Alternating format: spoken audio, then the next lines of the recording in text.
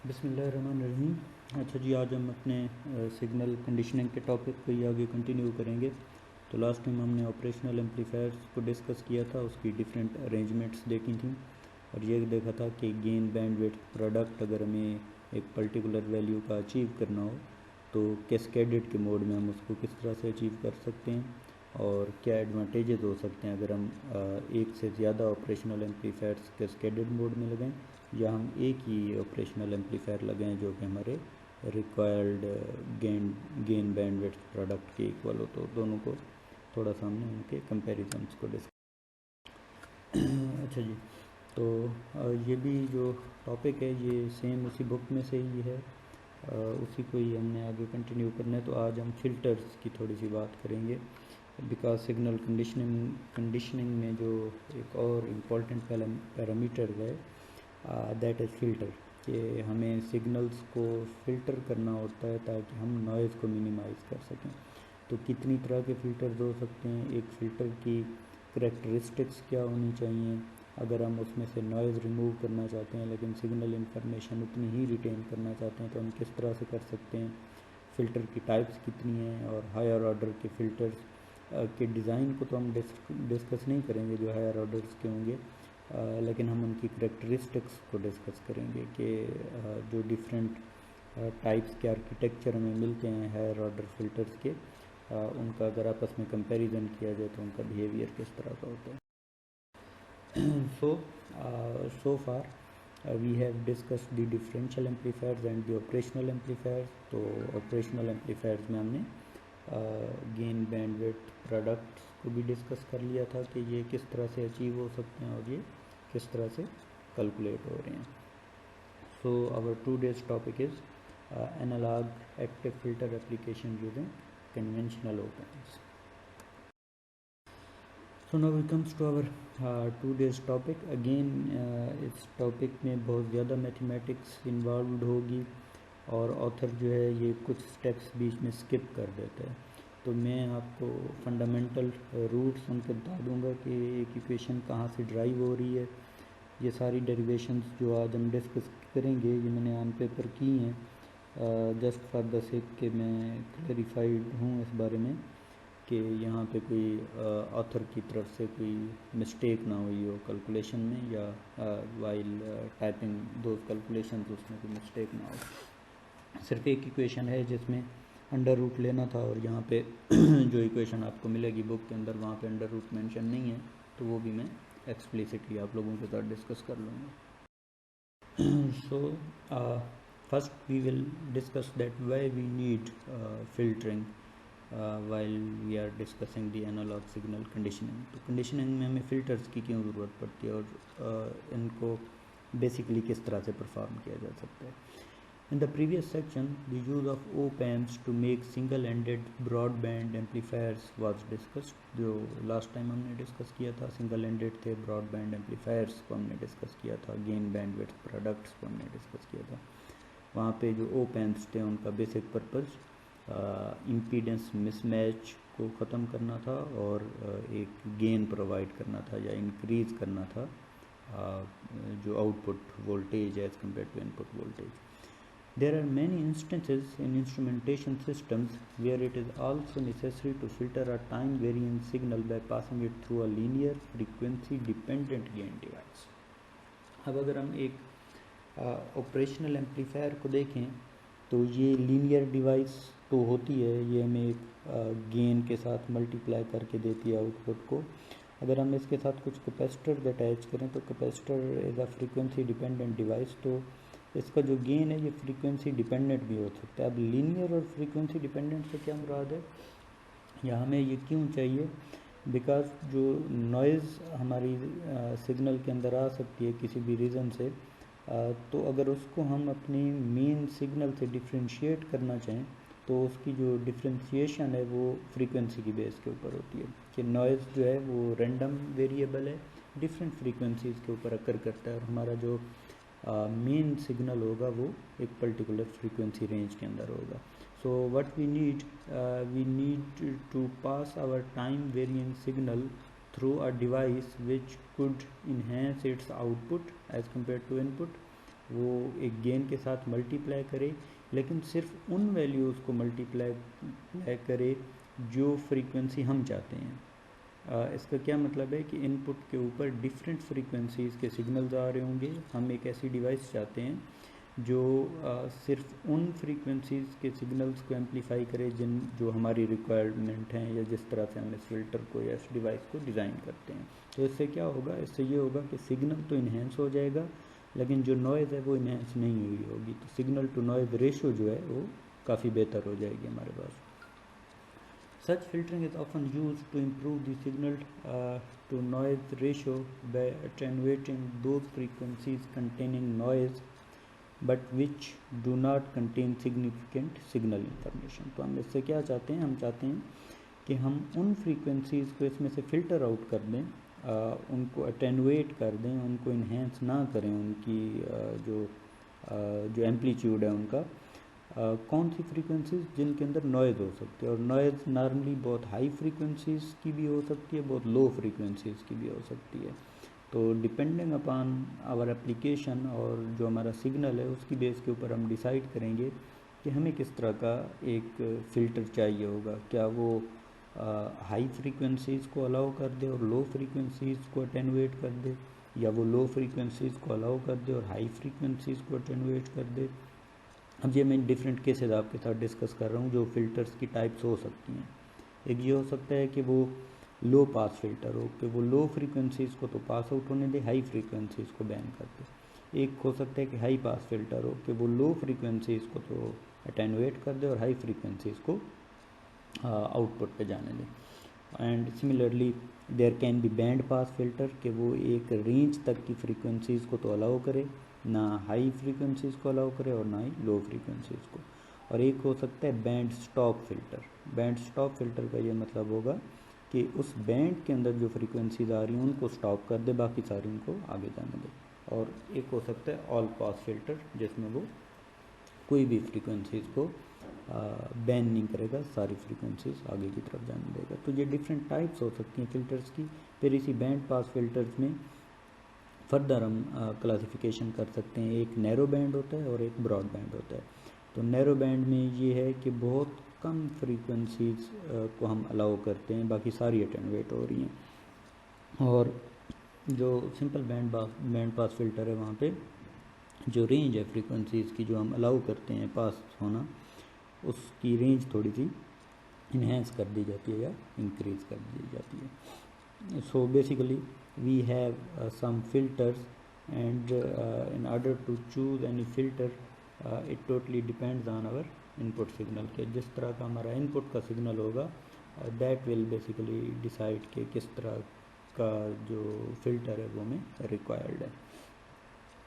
Before analog to digital conversion, because in today's world what we need to convert our signals into digital signals, because due to two reasons. अगर हम storage कराना चाह रहे हैं information की, we mostly do it in the form of digital signals. और इसी तरह से अगर हम डिजिटली कंट्रोल करना चाहते हैं किसी भी फिनोमिना को, तो उसकी वजह से हमें आगे कन्वर्जन करनी पड़ती है। तो analog to digital conversion is basically periodic sampling, कि हम हर कुछ देर के बाद सैम्पलिंग कर रहे होते हैं एनालॉग सिग्नल की, ताकि डिजिटल में कन्वर्ट कर सकें। So analog signals must be low pass filtered to prevent error in subsequent digital processing caused by aliasing। तो एनालॉग जो सिग्नल्स हैं, अब सिर्फ अगर ये एप्लीकेशन देखी जाए कि we just need to convert analog signal into digital signal, we need a low pass filter here as well.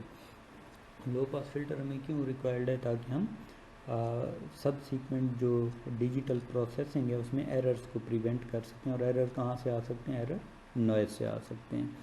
और ये जो इफ़ेक्ट है एलियासिंग, ये क्या चीज़ है, ये बेसिकली ये है कि हम अगर जब हम डिजिटल कन्वर्जन करते हैं तो हम दो सिग्नल्स को डिस्टिंग्विश नहीं कर सकते आपस में। तो उनके डिस्टिंग्विश ना होने की वजह से हम ये नहीं बता सकते कि ये जो बिट हमारे पास 1 हुई है ये एरर की वजह से हुई है या ये सिग्नल की वजह से हुई है।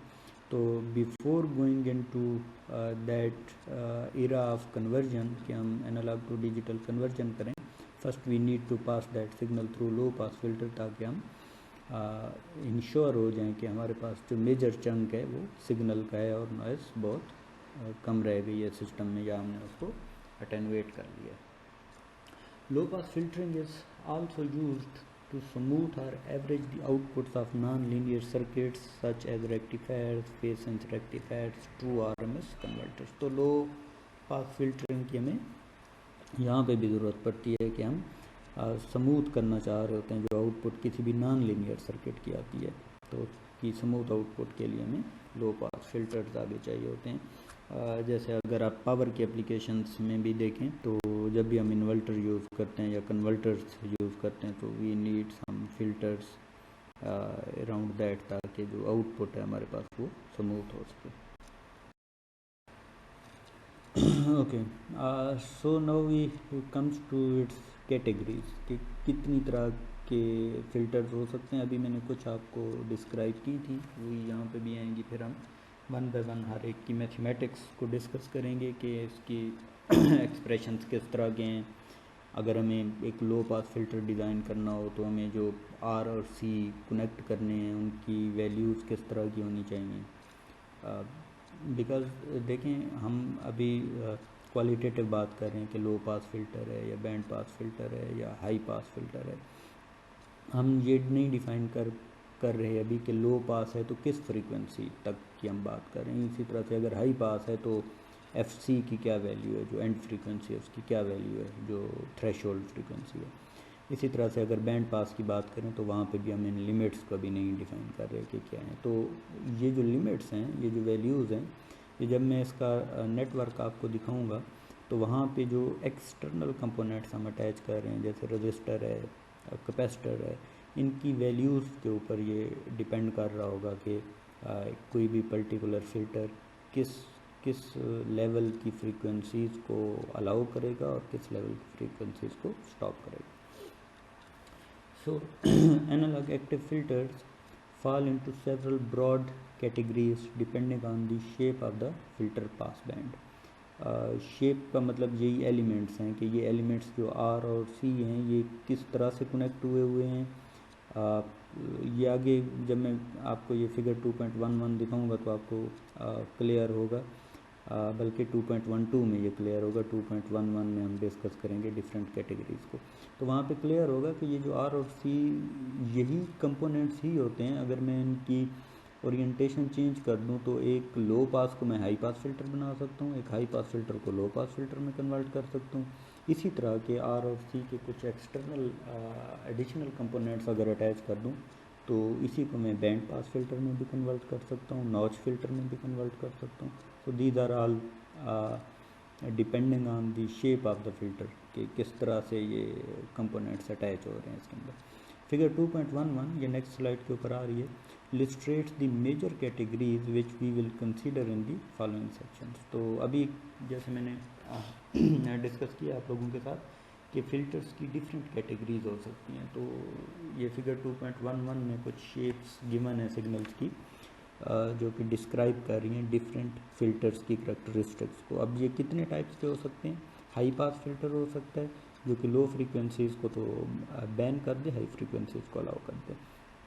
ब्रॉड बैंड पास हो सकता है, ये बैंड फ़िल्टर होगा लेकिन ये ज़्यादा चंक जो फ्रीक्वेंसीज़ का है उसको अलाउ करेगा और बाकी हाई और लो को स्टॉप कर देगा।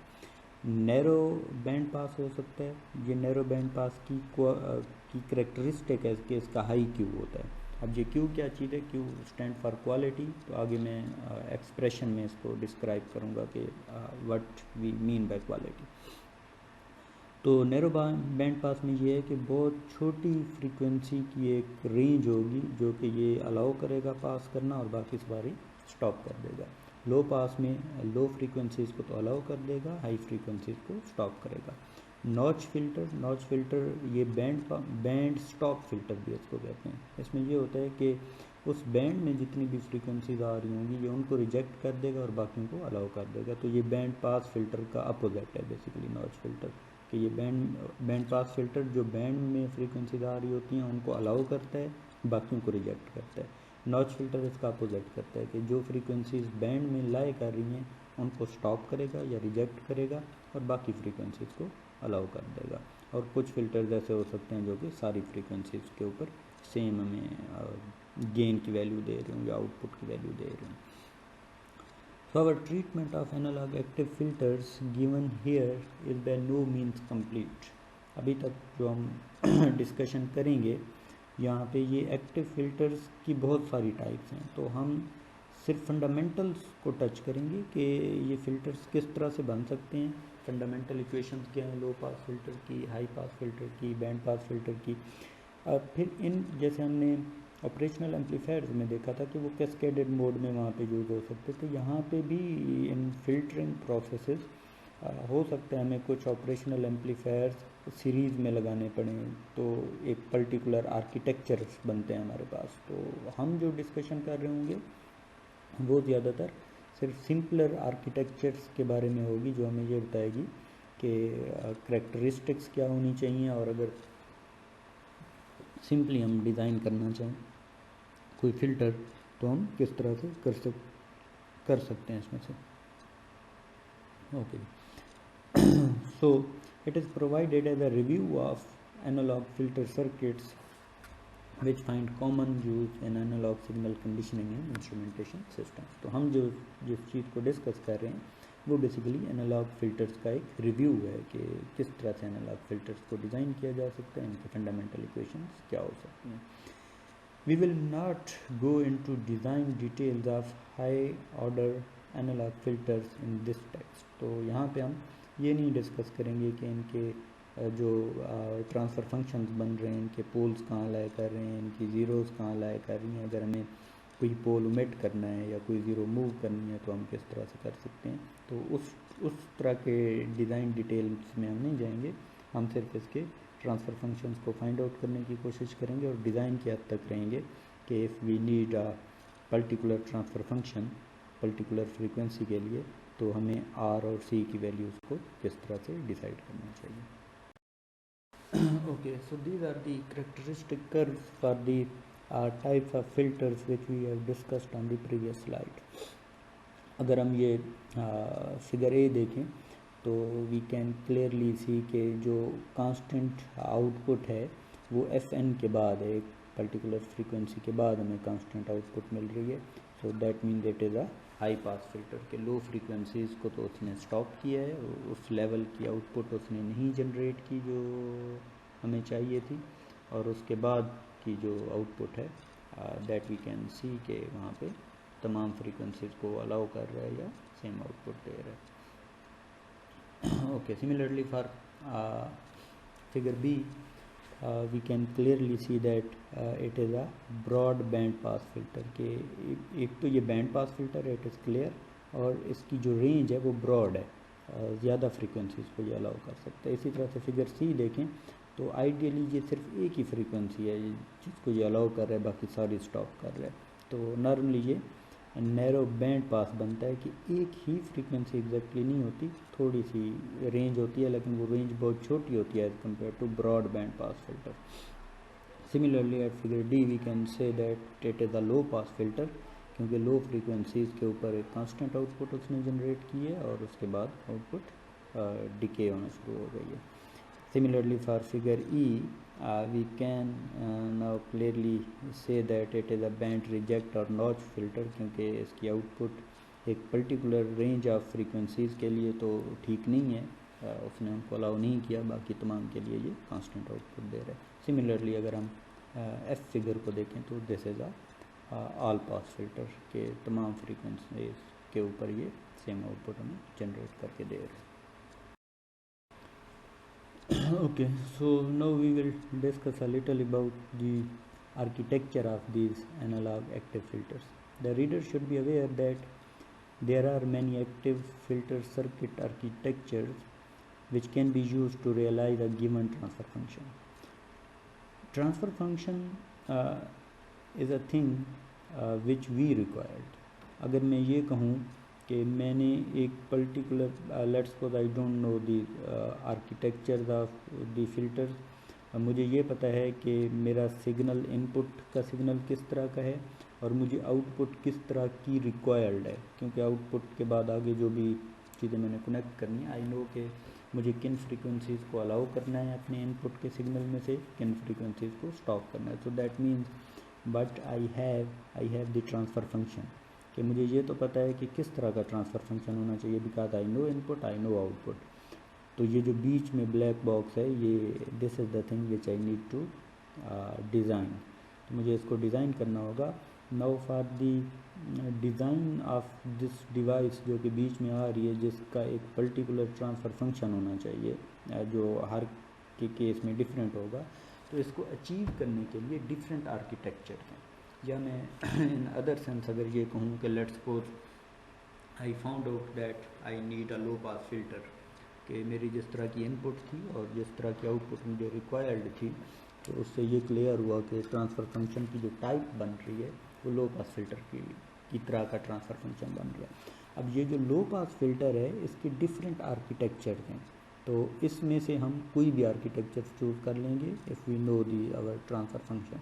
तो अभी कैलकुलेशंस में हम कुछ आर्किटेक्चर्स को डिस्कस भी करेंगे कि उनकी कैलकुलेशंस किस तरह से परफॉर्म होती हैं। तो वहाँ पे आपको क्लियर होगा कि जैसे मैंने कहा है कि इनमें जो फंडामेंटल चीज़ है वो एक ऑपरेशनल एम्पलीफायर है, जिसको हम नॉर्मली आइडियल कंसीडर करते हैं। इसके अलावा रजिस्टर्स हैं और कैपेसिटर्स हैं। इनकी डिफरेंट अरेंजमेंट्स के थ्रू हम डिफरेंट टाइप्स के ट्रांसफ़र फंक्शंस जनरेट कर सकते हैं और डिफरेंट आर्किटेक्चर्स भी बना सकते हैं। आर्किटेक्चर से क्या मुराद है कि इन आर और सी का जो लोकेशंस हैं या सर्किट में इनको जिस तरह से हम प्लेस कर रहे हैं, या number of resistors and number of capacitors, इनको चेंज करके भी ट्रांसफ़र फंक्शन को चेंज किया जा सकता है। तो this is basically what all about the architectures. Some circuits offer the advantage of few components or minimum sensitivity to op-amp gain changes, while others offer design flexibility in terms of being able to independently set one or more of the filter parameters, mid-band gain, break frequency, damping factor, by adjusting a single unique RRC for each parameter. अब इन architectures की qualities क्या हैं या ये characteristics इनकी क्या हैं, different architecture हैं। आगे क्योंकि आगे ये आने वाले हैं तो वहाँ पे ये ज़्यादा आपको पॉइंट क्लियर होगा।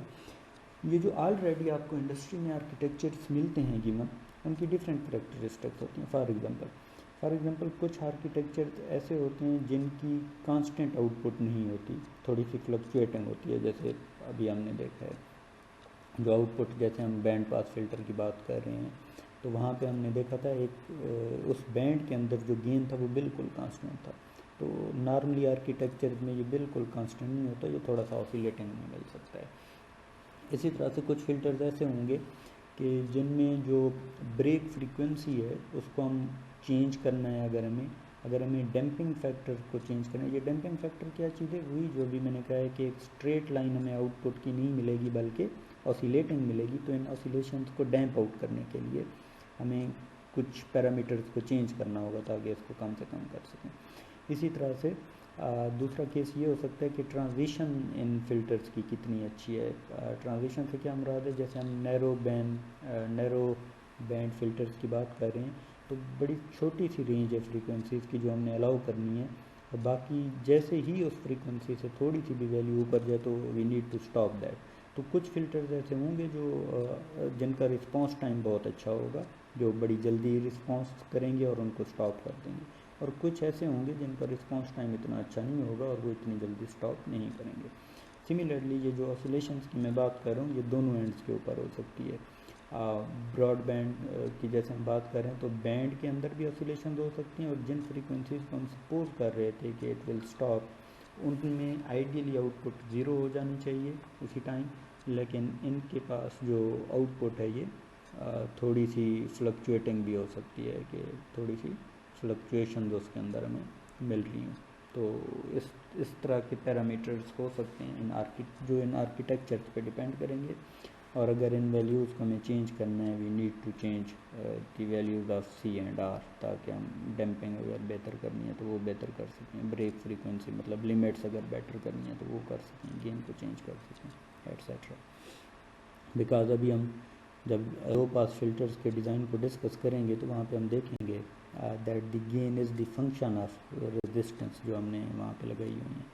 तो what we need to change those the values of those resistors in order to change the gain. So in this section we stress on certain active filter architectures which allow easy design.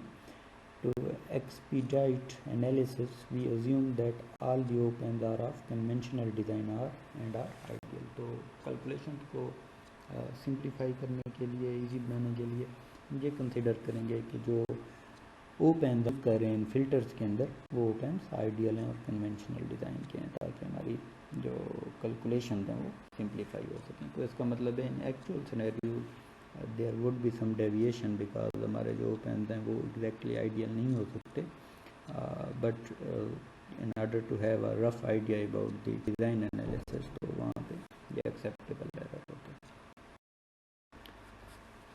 Okay, controlled source active filters में जो पहला filter हम discuss करने वाले हैं that is Sallen and Key quadratic low pass filter. अब ये एक आर्किटेक्चर है सेलन एंड की, ये उन्होंने प्रपोज किया है लो पास फिल्टर का आर्किटेक्चर. जैसे अभी हम डिस्कस कर रहे थे कि डिफरेंट आर्किटेक्चर्स हो सकते हैं, तो now you can easily see that this is one of the architecture which has been proposed by Sallen and Key. तो उन्हीं के नाम के ऊपर इस आर्किटेक्चर का नाम रखा गया है. तो in order to have a low pass filter there can be other arrangements as well. इसके अलावा भी अरेंजमेंट्स हो सकती हैं, but the arrangement which we are going to discuss is Sallen and Key. तो हम इसके डिज़ाइन पैरामीटर को डिस्कस करेंगे, but architecture can be different as well. ये हमारे पास एक ऑपरेशनल एम्पलीफायर है. इसकी इन्वर्टिंग इनपुट के ऊपर R1 को हमने ग्राउंड किया हुआ है और RF को हमने फीडबैक के लिए यूज़ किया हुआ है V0 के साथ जो कनेक्टेड है यहाँ पे. सिमिलरली जो पॉजिटिव साइड है उसके ऊपर एक कैपेसिटर ग्राउंड किया हुआ है, रजिस्टर है, उसके बाद एक कैपेसिटर फिर से फीडबैक के लिए, फिर रजिस्टर है, and this is input. So what we need here, we need to find out the transfer function which would be the ratio of output and input. Output is V0 and input is Vs. तो इनकी ratio हम find out करना चाहेंगे इस architecture के लिए. ये kindly ये जो फिगर है इसको पहले पेपर के ऊपर बना लीजिएगा, बिकॉज इसकी जो मैथमेटिक्स है ये अगली स्लाइड्स के ऊपर आ रही है, तो आपको ये कन्फ्यूजन ना हो कि ये मैथमेटिक्स यहाँ से कैसे आएगी. अब मैं जो स्टेप्स कह रहा हूँ ये यहाँ पे थोड़ा सा कोशिश कीजिएगा कि इनको लिख लीजिएगा ताकि ये क्लियर हो सकें कि आगे वाली जो इक्वेशंस कैलकुलेट हो रही हैं वो किस तरह से हो रही हैं. So in order to write down the equations हम ये सपोज करते हैं कि वहाँ यहाँ पे इस पॉइंट के ऊपर ये जो नेगेटिव के साथ पॉइंट है यहाँ पे कोई वोल्टेज है, कोई भी वोल्टेज V0 है, Vi प्राइम है. क्योंकि हमने इस op-amp को आइडियल और कन्वेंशनल कंसिडर किया है, so the output at the voltage at positive terminal and the voltage at negative terminal would be same. तो बेसिकली यहाँ पे भी जो वोल्टेज है दैट इज़ V2, या मैं ये कह सकता हूँ कि जो वोल्टेज यहाँ पे है वही वोल्टेज यहाँ पे भी है, दोनों एक ही बात है. Basically what is the point that the voltage would be same as we are considering ideal operational amplifier. Okay, अगर मैं इस नोड के ऊपर इक्वेशन लिखूँ, KCL का रूल अप्लाई करूँ, तो वो इक्वेशन बनेगी. लेट्स सपोज मैं इसको Vi प्राइम कह रहा हूँ अभी, Vi प्राइम माइनस ज़ीरो, क्योंकि इस साइड के ऊपर ग्राउंड है, divided by RA. So equation बनेगी Vi prime divided by RA plus Vi prime minus V0 divided by RF. तो ये दो इक्वेशन बनेंगी आपके पास. सॉरी, एक इक्वेशन बनेगी जिसके दो पार्ट्स हैं, Vi prime divided by RA plus आपके पास बनेगी Vi prime minus V0 divided by RF. तो ये दो इक्वेशन है हमारे पास. मैं भी आपकी आसानी के लिए इनको लिख लेता हूँ ताकि आपकी कैलकुलेशन ईजी हो सके. Minus V0 divided by RF is equal to 0. Now what we need to find out, we need to find out input over output, ताकि हम थोड़ा सा देखना चाहते हैं कि इसका गेन क्या हो सकता है. So I need to find out Vi prime divided by V0. So Vi prime की को मैं एक साइड के ऊपर रखूँ तो ये बनेगा V I prime into R A 1/RA plus 1/RF is equal to V naught को मैं दूसरी साइड पे ले जाऊँ तो this would be V naught over R F. अब मैं अगर आर 1/RA प्लस 1/RF था मेरे पास और दूसरी साइड पे V naught over R F था, तो वो जो दूसरी साइड पे वी नाट के साथ आर एफ है, अगर मैं उसको इस साइड के ऊपर ले आऊँ तो अंदर आगे दोनों से मल्टीप्लाई होगा, तो ये बन जाएगा V I prime into R F over R A plus 1 is equal to V naught. So V naught over V I prime would be equal to 1 plus R F over R A, और यही जो ratio है 1 plus R F over R A, इसी को हम gain कह रहे हैं। मैं इसको के वी के साथ रिप्रेजेंट कर लेता हूँ। तो आगे अगली स्लाइड के ऊपर आपको वो सिंपली ये गेन लिख देता है that the gain of this network is 1 plus R F over R A. तो वो किस तरह से आया है इस नोट के ऊपर इक्वेशन लिखने से, KCL की इक्वेशन लिखने से वो गेन हमने फाइंड आउट किया है। Okay, so but we need to have the ratio of V naught over V S, not V naught over V I prime. और जैसे कि मैंने अभी बताया कि ये आइडियल हैं दोनों, तो इसका मतलब है V2 is also equal to V I prime, और V I prime is equal to what is V I prime? V I prime is equal to V naught over K V. ये जो gain अभी हमने find out किया है ये division में आ जाएगा, तो V I prime would be equal to V naught over K V. Okay, so अब हम क्या करेंगे, अब हम ये करेंगे कि जो V2 का नोड है इसके ऊपर भी एक KCL की इक्वेशन लिखेंगे। अच्छा, ये जो मैंने वी आई प्राइम के ऊपर नोड के ऊपर KCL की इक्वेशन लिखी है, तो आपने देखा है मैंने आर ए को इंक्लूड किया, आर एफ को किया, इस साइड को नहीं किया, बिकॉज ये आइडियल ऑपरेशनल एम्पलीफायर है, तो आइडियली कोई करंट फ्लो नहीं कर रहा होगा अंदर की तरफ, तो इस वजह से मैंने उसको इग्नोर किया है। ओके, सो सिमिलरली अगर हम V2 की इक्वेशन लिखें तो V2 नोड के ऊपर इक्वेशन बनेगी V2 over 1 over C S, because जो इम्पीडेंस है कैपेसिटर की वो 1 ओवर सी एस की इक्वल होती है, या मैं कह सकता हूँ V2 multiplied with C S 2, तो ये बन जाएगी जो नीचे की तरफ करंट जा रहा है plus V2 minus V1 over R2 is equal to 0। तो ये V2 की इक्वेशन मेरे पास बन गई है। What I need to find out, I need to write the equation of V1 in terms of V2 and obviously V2 is in terms of V naught, क्योंकि V2 इस VI prime के equal है और VI prime equal था V naught over K V K, तो इसका मतलब है V2 is equal to V naught over K. ये जो गेन है उसको मैं सिंपली के कह रहा हूँ ताकि आपको वो V की कन्फ्यूजन ना आए। So V2 is equal to V naught over K, और यहाँ पे जो V2 की मैंने इक्वेशन लिखी है that is V2 CS2 plus V2 minus V1 over R2। तो यहाँ पे अगर मैं V1 ओवर R2 को दूसरी साइड के ऊपर ले जाऊँ तो that would be equal to V2 into 1 plus CS2 plus 1 over R2 into V2, और अगर R2 को मैं उस साइड के ऊपर ले जाऊँ तो V1 is equal to V2 into R2 CS2 plus 1। ये इक्वेशन हमारे पास आ गई है V1 की। अब मैं अगर इसी इक्वेशन में V2 की वैल्यू पुट कर दूँ that was equal to V naught over K, so that would be V naught over K into S R2 C2 plus 1। तो ये इक्वेशन हमारे पास V1 की आ जाएगी जो अभी मैंने आपको बोली है। अच्छा जी, तो इसके बाद हमने क्या करना है, what we need to apply a KCL at node V1 as well। तो अगर हमें V1 के ऊपर KCL अप्लाई करना पड़े तो we can say V1 minus V naught divided by 1 over CS1 C1 sorry C1 के साथ है S, तो क्योंकि हम इसको फ्रीक्वेंसी डोमेन में ले गए इस वजह से आ रहा है, plus V2 minus V1 over R2 sorry V1 minus V2 over R2, V1 minus V2 over R2 plus V1 minus VS over R1 is equal to 0। तो ये इक्वेशन हमारे पास बनेगी एक। मैं इस इक्वेशन को दोबारा बोल देता हूँ, V1 minus V not over 1 over CS plus V1 minus V2 over R2 plus V1 minus VS over R1। तो ये एक इक्वेशन हमारे पास बनेगी और ये होगी is equal to 0। So in this equation we can say that we have V naught, we have V1, V2 and Vs, but in our previous calculations we have find out V1 in terms of V naught and V2 in terms of V naught. तो अगर मैं इसी equation में V1 और V2 को replace करूं with V naught expression में, तो इसी एक्सप्रेशन में अब मैं देखूं तो मेरे पास जो एक्सप्रेशन हैं वो Vs और V naught के टर्म में रह गए हैं सिर्फ। तो इसका मतलब है अब मैं रेशो फाइंड आउट कर सकता हूँ Vs over V naught over Vs की। ये कैलकुलेशन अगली स्लाइड के ऊपर आनी थी, लेकिन क्योंकि हम उस टाइम इस फिगर को ना देख सकते तो कन्फ्यूजन ज़्यादा होती है।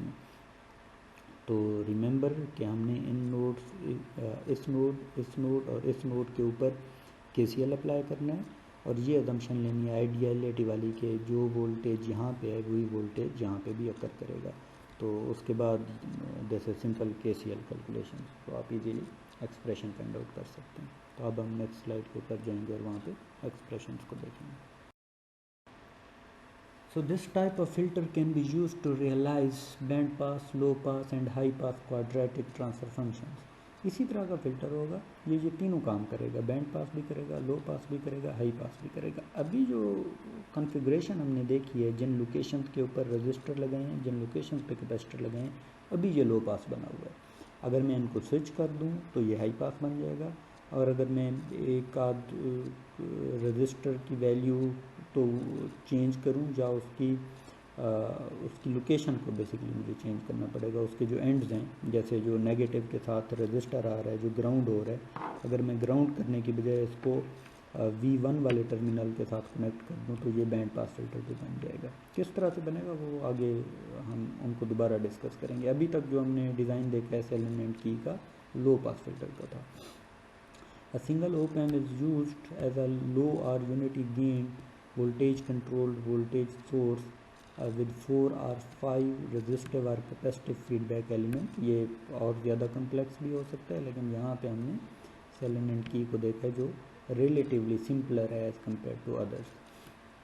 तो अभी तक जो डिज़ाइन हमें नज़र आया है वो लो पास का है, लेकिन अगर इन्हीं आर्स और सीज़ की वैल्यूज़ नहीं, इनकी लोकेशंस को अगर मैं स्विच करूं या चेंज करूं इफेक्टिवली, तो मैं इसी को हाई पास भी बना सकता हूं और इसी को बैंड पास भी बना सकता हूं। तो ये जो KV है, इसका जो गेन है 1 + RF ओवर R है, ये किस तरह से आया है, ये मैंने लास्ट स्लाइड के ऊपर डिस्कस किया था कि जो नेगेटिव टर्मिनल है ओप एम्प का, अगर वहाँ पर हम KCL अप्लाई करें और नेगेटिव टर्मिनल के वोल्टेज और V नॉट की रेशो लें, तो वहाँ से हम देख सकते हैं that gain is 1 + RF over RA। ये किस तरह से फाइंड आउट होता है, ये we have done that. Okay, 10 ये जो नीचे वाली इक्वेशन हमें नज़र आ रही है, ये इक्वेशन हमारे पास आई है जब हमने KCL अप्लाई किया V2 के ऊपर, और क्योंकि आइडियल ऑपरेशनल एम्पलीफायर था तो हमने ये कहा कि पॉजिटिव जो पॉइंट है ओप एम्प का, उसकी तरफ कोई करंट फ्लो नहीं करेगा। तो उसके केस में जो इक्वेशन हमारे पास बनती है, अगर हम उसको सॉल्व करें, जो अभी मैंने आपको लिखवाई थी, तो हमारे पास इक्वेशन बनी थी V1 = V2 × R2C2S + 1। तो यहाँ पे भी वही लिखी हुई है, लेकिन V2 की टर्म में है तो V2 = V1 / 1 + SR2C2। तो ये एक्सप्रेशन कैसे आया है, again we have applied the KCL in order to have this expression। अच्छा जी, इसके बाद अगर V1 के नोड के ऊपर KCL अप्लाई किया जाए तो ये इक्वेशन हमारे पास बनती है। ये इक्वेशन किस तरह से आई है हमारे पास, अगर मैं इसको थोड़ा सा इजी टर्म्स में कहूँ तो आप देख सकते हैं कि जो R1 था वो V1 और Vs के दरमियान कनेक्टेड था। तो अगर मैं वहाँ की इक्वेशन लिखूँ तो वो बनेगी V1 - Vs ओवर R1, और डिवाइडेड बाय R1 को मैं G1 भी कह सकता हूँ, कंडक्टेंस भी कह सकता हूँ। तो इक्वेशन बनेगी V1 - Vs multiplied with G1। तो आप देख सकते हैं यहाँ पे हमने V1 G1 इधर आ गया और Vs को दूसरी साइड पे ले गए तो Vs G1 यहाँ पे भी आ गया। तो this is quite clear expression. इसके बाद एक कैपेसिटर था जो कि आउटपुट और V1 के दरमियान लगा हुआ था, तो उसकी इक्वेशन बनेगी V1 - V0 over 1 over C1s। तो 1 डिवाइडेड बाय 1 तो ऊपर ले गए तो वो बनेगा V1 SC1 और -V0 SC1। तो ये एक्सप्रेशन आ गई है। और एक जो तीसरी साइड थी इस इक्वेशन की, उसमें था कि एक रजिस्टर R2 है, फिर एक नोड है जिसको हमने पॉइंट को अपनी आसानी के लिए नोड बनाया हुआ था, उसको V2 कहा था, और उसी के साथ एक कैपेसिटर है जो कि ग्राउंड के साथ अटैच हो रहा है। तो अगर मैं उस नोड को इग्नोर कर दूँ और सिंपल V1 की इक्वेशन लिखूँ तो इसका मतलब है वहाँ पे R2 और वो जो कैपेसिटर है C2 ये दोनों सीरीज़ में कनेक्ट हो जाएंगे, और नीचे ग्राउंड है क्योंकि, तो इसी वजह से इक्वेशन बनेगी V1 divided by total impedance. Total impedance is R2 + 1/SC2। तो this is quite clear expression, वहाँ से आया है हमारे पास। अब ये हमारे पास एक्सप्रेशन हैं, और V1 जो है वो अभी मैंने आपको फाइंड आउट कर दिया इन टर्म्स ऑफ V0। उसका क्या एक्सप्रेशन बना था, V1 is equal to V0 into R2 C2S + 1, और जो V2 है this is equal to V0/K। So V1 is equal to V0/K into R2 C2S + 1, ये एक्सप्रेशन है। यहाँ पे अगर मैं V1 को रिप्लेस कर दूँ विद दिस एक्सप्रेशन जो अभी मैंने बोला है आपको, और उसके बाद इस इक्वेशन को सॉल्व करूँ तो ये इक्वेशन इस तरह की बन जाती है हमारे पास, S² C1R1 C2R2 plus S into C2 अगर कॉमन लें R1 + R2 plus R1 C1 into 1 - KB + 1, और ऊपर KB की का एक्सप्रेशन आ रहा है। So this would be the expression for the transfer function जो हम फाइंड आउट कर सकते हैं यहाँ से। ये स्टेप लाजमी कीजिएगा, इसके अंदर V1 की वैल्यू पुट कीजिएगा। अगर आपसे कैलकुलेट ना हो तो मुझे बताइएगा, because I have done this calculation. ये डेरिवेशन मैंने की है कि यहाँ पे अगर V1 की वैल्यू पुट की जाए तो ये एक्सप्रेशन किस तरह से आता है, ताकि मैं मेक श्योर करना चाहता था कि कोई भी इसके अंदर टाइपिंग एरर की वजह से कोई कैलकुलेशन मिस्टेक ना हो। तो this expression is totally fine. तो यही एक्सप्रेशन आपको मिल जाएगा अगर आप एज इट इज़ इसको सिंपल यहाँ पे V1 की वैल्यू Vs के साथ V0 के साथ रिप्लेस अगर करें तो मैं कोशिश करता हूँ कि यहाँ पे थोड़ा सा इसको और ज़्यादा सिंप्लीफाई कर दूँ आप लोगों के लिए, ताकि अभी ही कुछ मैं स्टेप्स आपके साथ ही इसके परफॉर्म कर लूँ तो आपको क्लियर हो जाएगा। So we have V1 into G1 + 1/R2 + 1/SC2 + SC1 - SC1 V0 is equal to VSG1, and we have V1 is equal to V0/K into SR2 C2 + 1. This is our expression. तो हम V1 की यहाँ पे अब value put करते हैं। तो V1 की जो वैल्यू बनेगी वो बनेगी 1 + SR2 C2 divided by K जो है हमारे पास इंटू G1 प्लस, अब मैं SC2 को ऊपर ले जाता हूँ, SC2 divided by 1 + R2 C2 SC2, 1 + R2 C2 into S, ये बनेगा दरमियान वाली इक्वेशन के लिए, plus SC1 bracket close - SC1, इस पूरे के साथ जो मल्टीप्लिकेशन में आ रहा है वो V0 है, is equal to G1 VS। तो ये हमारे पास एक्सप्रेशन बना है अभी तक। अब ये जो V0 के साथ एक्सप्रेशन है इसको हम थोड़ा सा सॉल्व करने की कोशिश करेंगे। इसमें अगर हम ये देखें कि व्हाट वी हैव, मैं अगर R2 C2S को मल्टीप्लिकेशन के लिए ले जाऊँ अंदर तो 1 + SR2 C2 divided by K, इसी की जो दूसरी साइड के ऊपर मेरे पास इक्वेशन है वहाँ पे अगर मैं 1 + R2 C2S कॉमन ले लूँ तो G1 multiplied with 1 + R2 C2S plus C2S plus SC1 into 1 + R2 C2 into S - SC1 is equal to G1, वही जो एक्सप्रेशन। अब R2 C2S कैंसिल हो सकते हैं क्योंकि ये ऊपर भी है और नीचे भी एक्सप्रेशन में आ रहा है, और जो K है इसको मैं दूसरी साइड के ऊपर ले जाना चाहूँगा। तो what I can write is G1 multiplied with 1 + R2 C2S plus C2S plus SC1 into 1 + R2 C2S minus K multiplied with SC1 is equal to G multiplied with K. तो मैं के को दूसरी साइड के ऊपर ले लिया, तो ये हमारे पास एक्सप्रेशन बन गया। तो what I now need, I need G1 common. मैं अगर G1 कॉमन ले लूँ इन तमाम इक्वेशंस में से, ताकि मैं उसको दूसरी साइड के ऊपर कैंसिल कर सकूँ, तो मैं G1 कॉमन ले लेता हूँ। ये बनेगा 1 plus R2C2S plus G1 common लिया है तो इधर बनेगा C2S ओवर G1, और G1 is equal to 1 over R1 है, तो this would B R1 C2S plus. Similarly यहाँ पे भी SC1 R1 बन जाएगा इंटू 1 प्लस R2 C2S, और माइनस यहाँ पे भी K into SC1 R1 is equal to K G1। तो G1 के साथ कैंसिल हो जाएगा, जो एक्सप्रेशन बनेगा वो बनेगा K over 1 plus R2 C2S plus R1 C2S plus, अब ये R1 C1S को अंदर ले जाते हैं, R1 C1S plus R1 C1 R2 C2S square minus K into R1 C1S। इसी तरह से नीचे अब अगर मैं इसको रीअरेंज करूँ तो this rearrangement would be S square, और इसके साथ जो मल्टीप्लिकेशन है that is R1 R2 C1 C2 plus S common लेते हैं। S कॉमन लेने के बाद मैं देख सकता हूँ कि जो S की टर्म्स हैं उनमें C2 कॉमन है दो टर्म्स में, तो मैं C2 को फर्दर कॉमन लेता हूँ, this would B R1 plus R2। और अगली जो टर्म्स हैं जो S की मेरे पास बच गई हैं, उसमें मैं देख सकता हूँ कि उसमें मेरे पास R1 C1 कॉमन है, तो मैं R1 C1 को कॉमन लूँ तो 1 माइनस K का एक्सप्रेशन बन रहा है मेरे पास, और प्लस 1 उसी तरह से आ रहा है। तो आप देख सकते हैं कि जो एक्सप्रेशन हमने यहाँ पर लिखा है बिल्कुल यही एक्सप्रेशन हमारे पास आता है।